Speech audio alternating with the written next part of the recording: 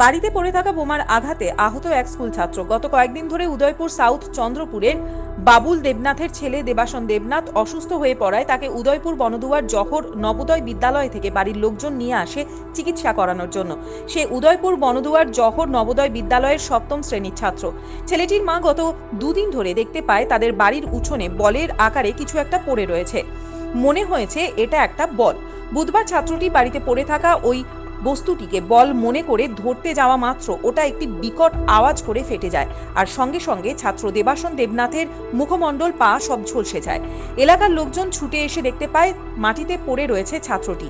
নিয়ে যাওয়া হয় গোমতী জেলা হাসপাতালে। বর্তমানে চিকিৎসাধীন অবস্থায় রয়েছে ছাত্রটি।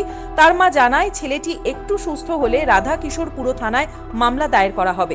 এদিকে খবর পেয়ে পুলিশ ঘটনাস্থলে ছুটে যান। কোনো শত্রুতামি করে এটা বাড়িতে রেখে গেছে না কোনো শত্রুতামি করে রেখে গেছে এটা আমি তো আজকে দুদিন ধরে দেখতেছি এটা ঠিক আছে, কিন্তু এটা আমি বল মনে করে ফালাইতেছি। আপনার বাড়িতেই আসলো না? এটা বাড়িতে আসলে আমরা ঘরের পাশে। আপনার মনে হচ্ছে শত্রুতামি করে এটা আপনার বাড়িতে রেখে গেছে? হ্যাঁ। কেউ সন্দেহ বা আমরা সন্দেহ আছে। আমার বাড়ির কাছে অনেক মরুল পুরা গেছে, অনেকের মরুল কমে 20-25টা মরুল পুরা দিছে। হ্যাঁ। পুলিশকে জানাইছিলেন ঘটনার? জানাস পুলিশকে আসে?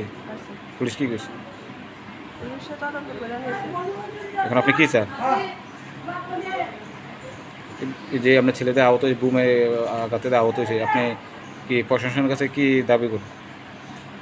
হ্যাঁ, যাতে কঠোর শাস্তিও, যে কাজটা করছে হ্যাঁ যাতে ফাঁসিও আমি চাই। এটা আমার ছেলের তো আজকে এই ঘটনা হয়েছে, আরেকদিন আরেকজনের এই ঘটনা করে দিব।